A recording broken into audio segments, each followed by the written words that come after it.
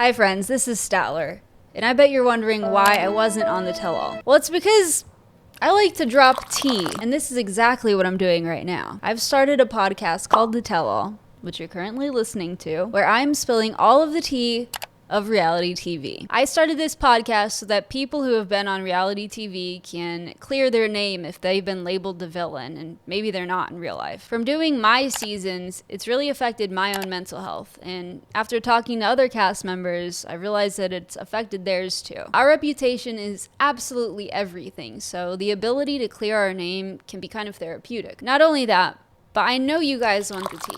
On my first episode, it's just going to be me. As you can see, there's nobody else here. I wanted to just tell you a little bit about my experience with the show and have my own tell-all. I'm hoping that this can help you guys get to know the real me and not this highly produced, highly edited version of me. Just walked out of a wet dream.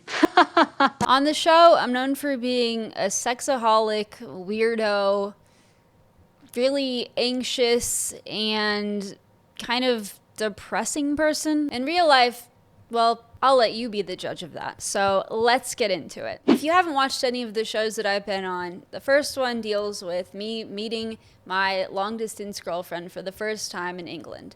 We go to Scotland and have a nice holiday, and it's a good 4 weeks. I come back to America, and we decide to move into a van together and live around Europe, traveling all the time, while I work and she just kind of hangs out. They leave us in France, and our relationship is kind of on the rocks. We're ending it by saying in a couple of months we'll come back to this and see if we want to continue this relationship. We ended up living together for about a year and a half in the van. We went to, I think, like 17 different countries, which is absolutely insane considering the time span. We had some great times. I saw more places than I've ever seen in my entire life. But our relationship wasn't always the best. We struggled with the same things that we struggled with on the show.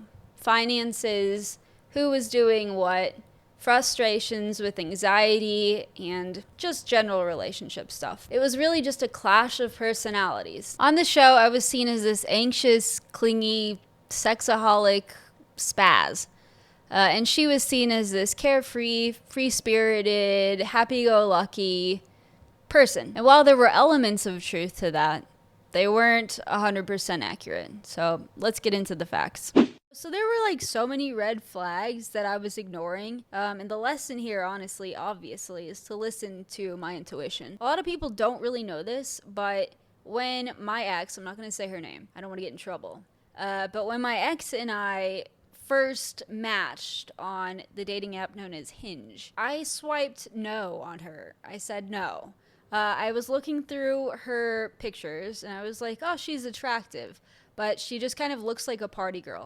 All of her pictures were at like festivals, like EDM festivals, and that's not really my vibe. Like, I've actually never been to one. I totally would, but it just wasn't my vibe. I was looking for something a little bit more serious. So I swiped no on her. Somehow the algorithm put her back because she had swiped yes on me. So I thought that, oh, the universe is telling me that I should give her a second chance. So I looked through again and I was like, okay. And I just liked her back and we matched. I didn't think anything was going to become of it, but like, I think she sent like an audio note and that's how we just got into it. I sent an audio note back. She sent another one. Audio, boom. Pretty soon we're FaceTiming. Pretty soon we are talking on the phone every single day, and then it started becoming more and more real. It was cool at first. It was all good at first until she like went to Thailand.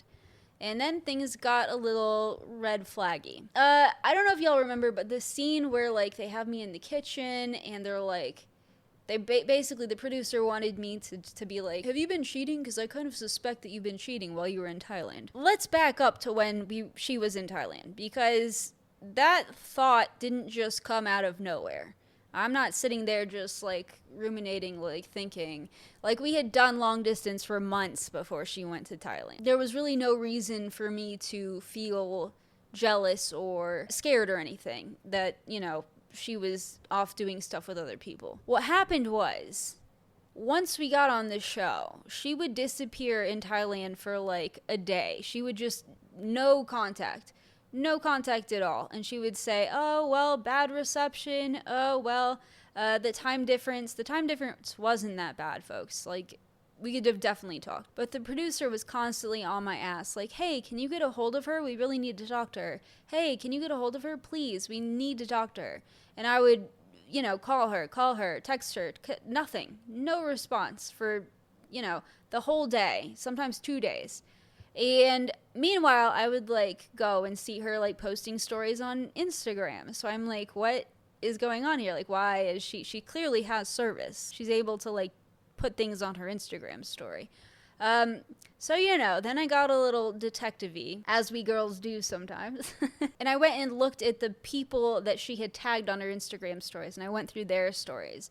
And I started seeing some, things that just, didn't sit right with me. So, one of the guys, she just seemed a little touchy-feely with. And come to find out, she spent a whole night with him in a tent. Just the two of them in this really romantic setting. And I was like, And that was one of the times where she just kind of went MIA. So I was like, okay, that's strange. There were just things like that kept happening with these people that she was hanging out with. My intuition was screaming, something weird is happening here.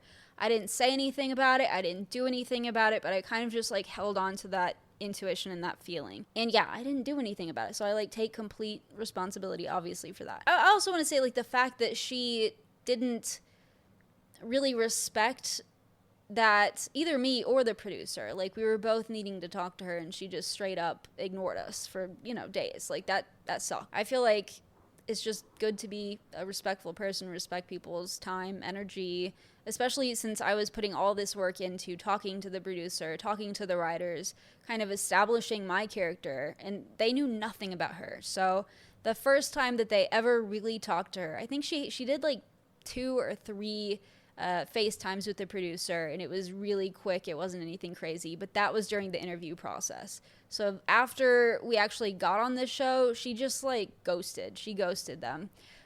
So everything that the producer kind of was getting for our story was stuff that I was submitting to them. As you'll hear in future podcasts, the writer kind of designed our characters for the show. And so because they didn't really have anything to work with her, they were just okay, she's going to be a good girl since we don't really know anything about her. Meanwhile, I was delivering them piles of shit that they were just yes, let's make her a sexaholic, crazy nutcase. So as we are coming into filming, there's already red flags. Once we start filming, there's just more red flags. She's very happy to have me play the villain. She doesn't really give a crap if I look bad. Some of the things that she said to me were just not cool. The way she talked to me, made me feel shit about myself. I don't know how else to say it. She would call me dumb, say that I was slow. And, I am a neurospicy person. I do have delayed processing, so sometimes my brain can be a little chugga, choo-choo. And she didn't like that. She didn't love that. She didn't really care about my anxiety and had, no freaking empathy for it. So all of those things were just adding up, and things just became worse and worse and worse. So where am I today? Obviously, if you've stalked my social media, that I am no longer in that relationship. And I will get into that. However, it's an exclusive for my Patreon subscribers. Link is down below. I'm currently living at my parents' house, traveling every so often, and just trying to recover financially. Because she and I agreed, even though I probably paid for 3/4 of the van, we agreed on a number that I guess was sort of kind of half, that she would pay me back for the van so that she could continue to live in it, and that would be her home, and I could have my half to go and get an apartment or a condo or travel the world or do whatever I wanted with that money. She was going to pay me that money as soon as we got paid from the show. However, we got paid from the show 3-4 months ago, and I haven't seen a cent. While I have tried to contact her, she's completely stonewalled me. She's blocked me on all of social media, and I think she's blocked me on phone, and even my emails get sent back. So while I would love to contact her and get a hold of her, I'm getting nothing. It's not just the money that I'm after. I also have, everything that I left in the van. I didn't know I was never going to see the van again. While I have come across as angry online about this, it's not just my things and the money that she owes me that I'm upset about. We were together living in a small space for a year and a half. We traveled to many, many different countries. We had so many good times, and we had this bond that even though things could get really bad sometimes, they were also good. I'm not going to deny that. So it's this loss of a friendship that I'm also feeling. This loss of all of these things, these memories that we created that I can't really talk to anyone else about because only she and I have experienced them. It's not all negative, I will say. I have learned a lot from this. Number one, trust my intuition. Whatever red flags I see, don't collect them, just keep it moving. I've also acquired so much self-confidence from this. I think it's being hated on such a large scale by so many people. I mean, I can't even put my name in Reddit because it's bad. So many articles, so much hate, people coming in my DMs and just hating me. Having all of that hate has really made me believe in myself because it's like you think that, but it's not true. I know who I am. Also, I got to travel the world. I got to eat so much good food, meet so many awesome people, and see just the most beautiful places I've ever seen in my life. I don't think that would have been possible if I hadn't, done this van life thing with her. While doing this show, it's really brought up mental health for me in general. Not only anxiety, which you saw in this show, but also just the constant barrage of hatred has really had an effect on me, as well as, how I'm seen, how I'm perceived as this character and not really myself. So it's really affected my mental health. And as I started talking to other cast members, I realized it's affected theirs too. So I wanted a way to give us a platform so that we could say our truths and have people get to know us a little bit better without the crazy editing and production. So here we are. This is the show. It's the reality of reality TV. And it's just kind of a way for reality TV folks to clear their name, which is so therapeutic, I've come to realize. Speaking your truth is so good for your mental health. Saying things for what they really were, telling the truth, is so freaking therapeutic. So I'm just trying to give a platform for people to be real, to be honest, and to tell their truth. Doing the show has affected my reputation. I mean, when you Google me, when people in the future that I'm attempting to date Google me, they're just gonna see so much shit.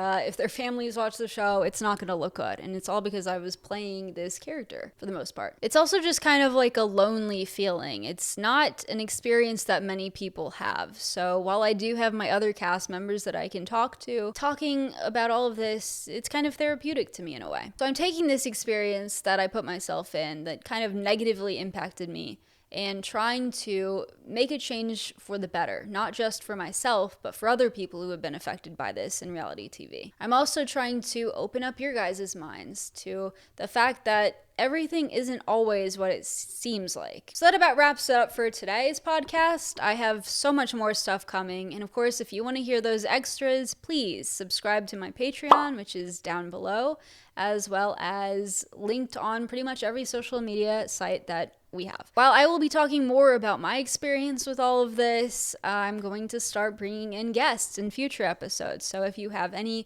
guests from any kind of reality shows, not just the one I was on, that you want to hear from, give us a shout on my social media pages. See you next time, friends. Until then, adios.